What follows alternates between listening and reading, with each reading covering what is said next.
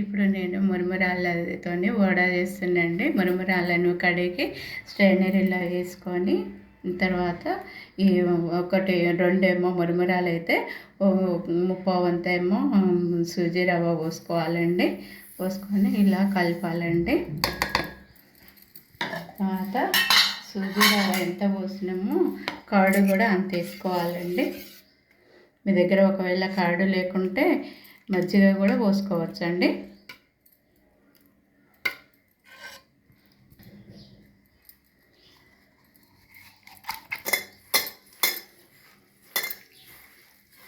ఇట్లా కలుపుకోవాలండి.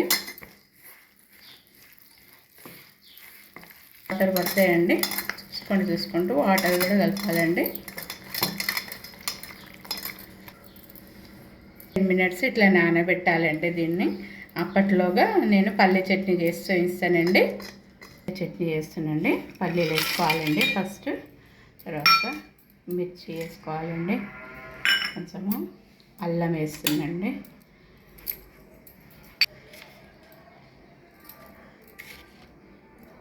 ఇప్పుడు మిక్సీ పట్టుకొని వస్తానండి. వచ్చిందండి.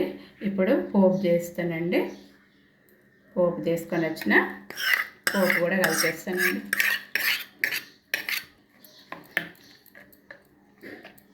అయిపోయిందండి. ఈ పక్కకు పెట్టేసి అన్నాం కదండి, గట్టిగా అయిపోయింది చూడండి.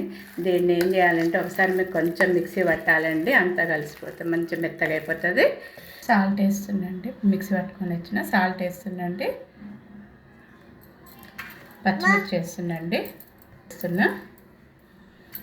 ఆనియన్స్ వేస్తున్నా. అల్లం వేస్తుందండి, అల్లం తురుము. కొత్తిమీర వేస్తానండి. వీటన్నిటిని మంచిగా కలపాలండి.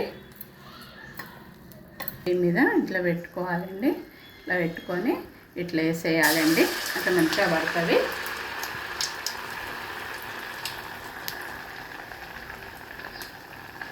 ఇట్లా వేసేయాలండి.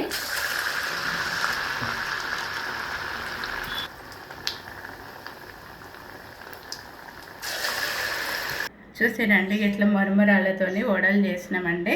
చాలా బాగా వచ్చినవి. నా వీడియోని చూసి మంచిగా మీరు కూడా ఇలా ట్రై చేయండి.